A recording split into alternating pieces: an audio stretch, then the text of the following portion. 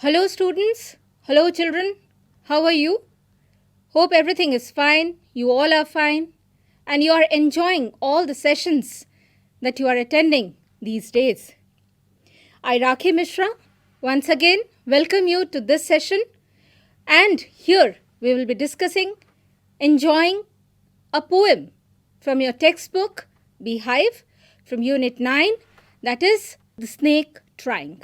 From the title itself, you must have guessed, but I am not going to tell you right at the beginning what we are going to read. Let us have a quick look at these pictures. What do you see here? These are different types of snakes. The title of the poem is The Snake Trying. And I thought I must introduce you to some kind of snakes. Here, in our country, if you see, several types of snakes, several varieties of snakes found. Some are venomous, some are non-venomous. Some are poisonous, some are not poisonous. Some are harmful, some are not harmful. My dear children, if you remember in the previous story, the same unit, we read and we got a message from that story that the title, The Bond of Love, that title itself speaks that we have to have a good bonding. We have to have a good bonding with the nature, with all the elements of nature, and these creatures, these reptiles or other animals, they are all part of it. So goes with these reptiles also, the snakes also, right? The moment you see these pictures on the screen, I think you get scared. Oh, mama, some must be jumping on their chair, right? Some must be running away from the room where you are sitting right now. But my dear children, you see, they are not harmful. They are harmless creatures. And it is up to us. It is we who think that they are harmful for us. They are dangerous. We are scared of them. But the way we are scared of them, they too are scared of us. And they always attack whenever we feel that whenever they feel that we are going to attack them. So unless we show our action of attacking them, they never attack. They will have their own rescue. They will have their own way of leaving the place. Here you can see the names of the different types of snakes here. Indian egg-eater snake, then flower pot snake. You can see even nature. It is God's creation, you see. They have a beautiful way of having camouflage. You see the snake, large-scale pit viper. This, as if when it's lying, when it's found on the lawns, you cannot make out. The color matches with the lawn so well that we can't even see. Sometimes, even when you find them on the trees or on the wooden areas, they can even have they can change their color, right? The way we have the chameleons, similarly they also can do. And sometimes they camouflage. And there are some tree snakes which are normally completely green in color, and you can't make out whether it's a leaf or a stem or it's a snake, right? But my dear children, I want to tell you here that yes, we all human beings have a kind of feeling of we just get frightened the moment we talk about snakes. There are some people who can't even see the picture of a snake. They are so scared of the snakes. But my dear children, they are harmless. If we don't want to harm them, if we don't attack them, they will never harm us. And with this message, we are going to read a beautiful poem, a very short poem, but a beautiful poem today, right? Okay. So you can see The Snake Trying by W.W.E. Ross. Now, let me tell you something about the poet. Poet, we say W.W.E. That means William Ritson Eustace Ross. He was born on June 14th, 1894. Born on June 14th, 1894 in Peterborough in Ontario, which is a province in eastern Canada, and its capital is Toronto. He studied geophysics at University of Toronto and earned his degree in 1914. He began writing poetry in 1923. His earliest works were in free verse. Now, what free verse means, we'll discuss. I'll tell you, this poem that we are going to read today is the best example of free verse. And the beauty with this poet is that he has reflected through his poetries, he has reflected imagism and some kind of Japanese poetry. Now, what is imagism? You must have heard of imagery, right? When we talk about, it brings some kind of images. When we are through words, through the poem, the poet describes in the poem in such a way that we get a kind of imagery. Maybe the words, sometimes it talks about some visual imagery. The words are such that it will create an imagination in your mind. It will create a sense of imagination that, yes, this looks like this. Sometimes we have sound imagery. The words will be used in such a way that it creates a kind of feeling as if something is, some kind of sound is produced, right? Some kind of different type of movement is produced, and he has done that very nicely. Here in this poem, we have also examples of imagery. You'll get to know. Published, during his entire lifetime, he has published 2 collections. One is Laconics in 1930 and another is Sonnets in 1932. In 1930s, Ross developed interest in spirituality, and that's why he had written only on these 2 collections. And in 30s, you can say that his interest shifted a bit and he stopped. Then we have, in 1966, he died of cancer. So this is about the poet, about W.E. Ross, right? Now we will move on to the other poems. It is not only he who has written the poem on snakes, but there are plenty of poems written on snakes. Snakes have always been a very interesting topic for the poets to write on. And I have just written here 3 so that if you are interested, you can read it. Snake by D.H. Lawrence, The Snake by Emily Dickinson, and The Rattlesnake by John Charles McNeill, right? If you want, you can read these poems too. What this poem is all about. We have to first see what we are going to read in this poem. Let me introduce you to the poem, then we'll go to the poem.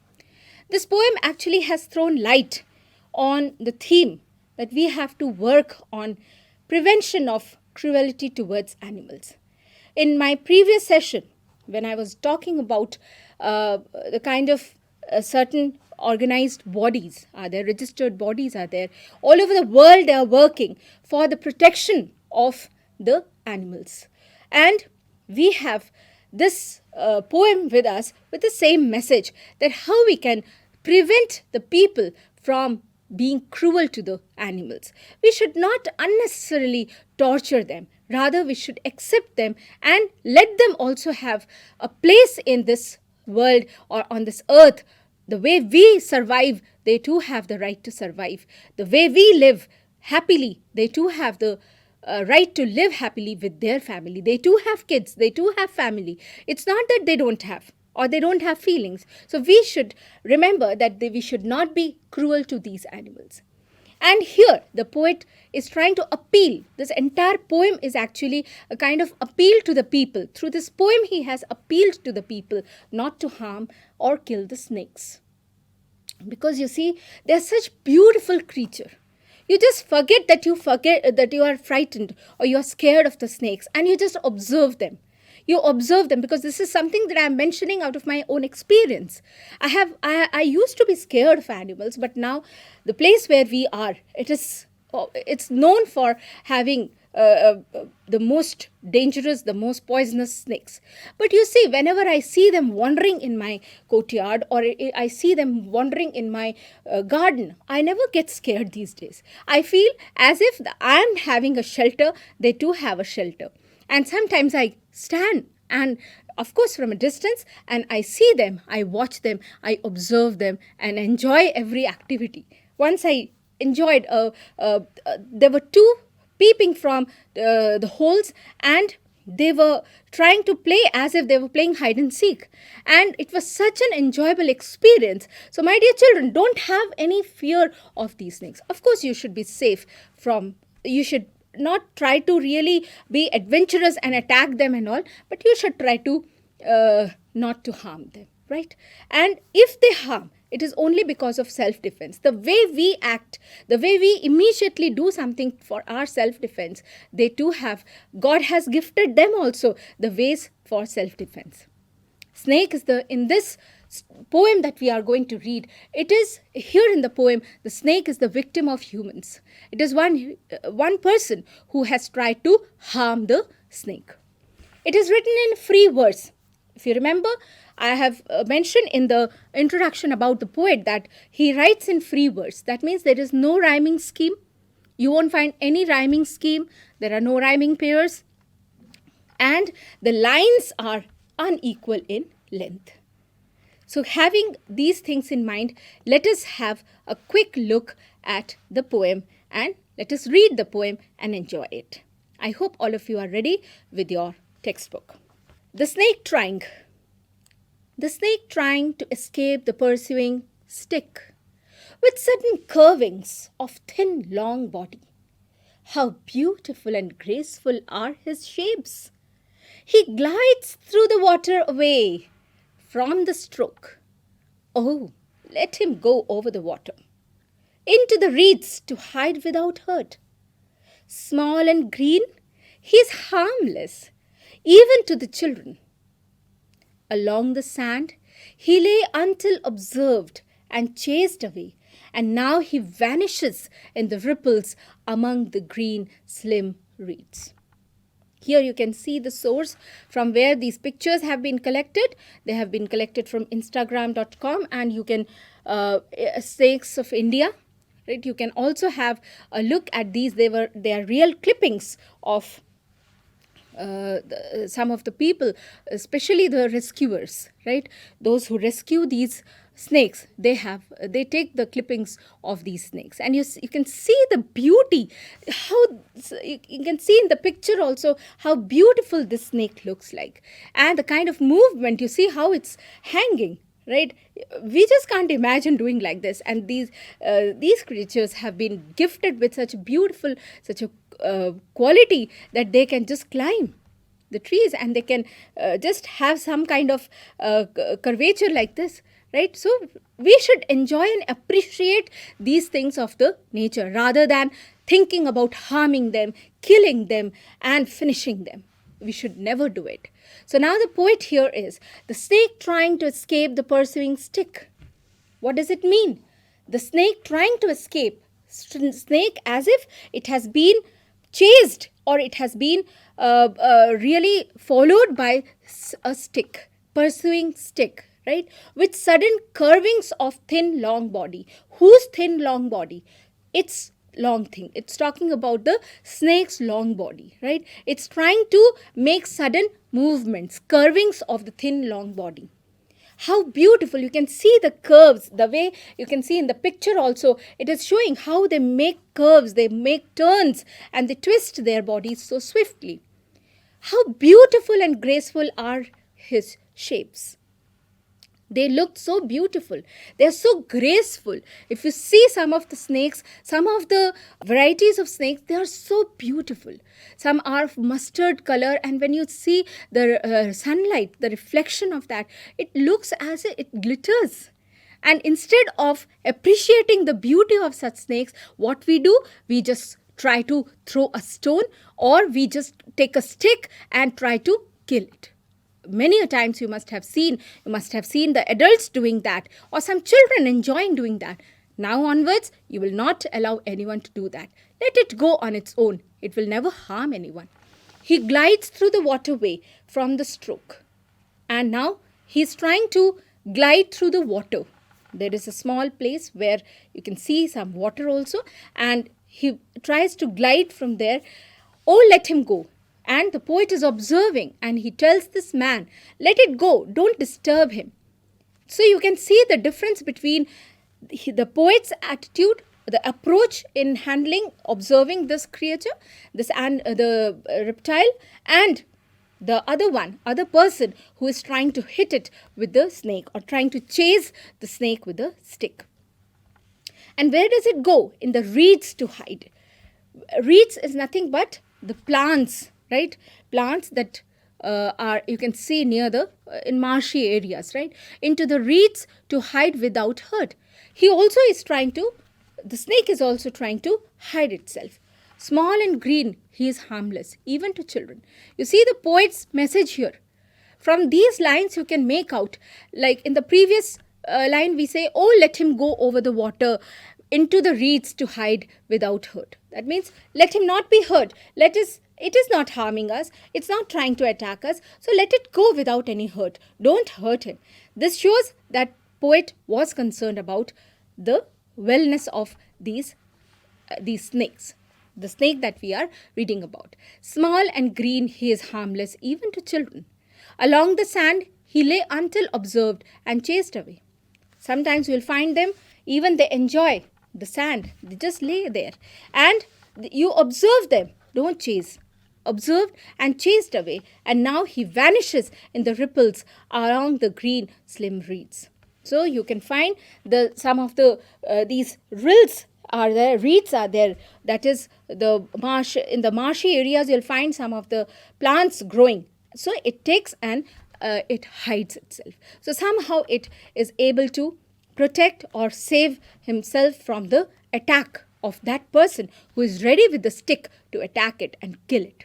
Right? This is a very simple poem, but the message that you get here is that we should not harm these creatures. They are harmless. These snakes are harmless. And if we think, we always have an assumption that they are harmful, then nobody can stop us. But we have to understand that they are not harmful. They are harmless, and even to the children they are harmless. So let them be safe. Let us not disturb them. Let them have their own way of spending their life.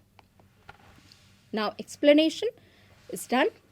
Let us have a quick recap of what we discussed. Snake is trying to escape. You got to know that snake was trying to escape because it realized that it is being chased by the person who is holding a stick. Chased by the man with a stick. Makes unique curves. It makes several curves and tries to have a quick rescue from there, or you can say it moves from there because it does not want to be seen or noticed by anyone.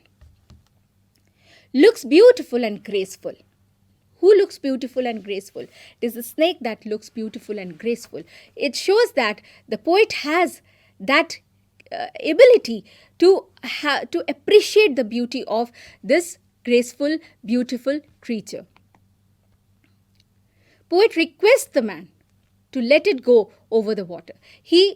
Through this poem, it is not only to that person who is trying to attack him, who is holding the stick and who is trying to attack him, that he wants to make the request. In a way, it is an appeal to the entire human beings, to all the human beings, that we should not harm them, we should not attack them, we should not kill them. And in the process, what happens is, snake manages to hide in reeds.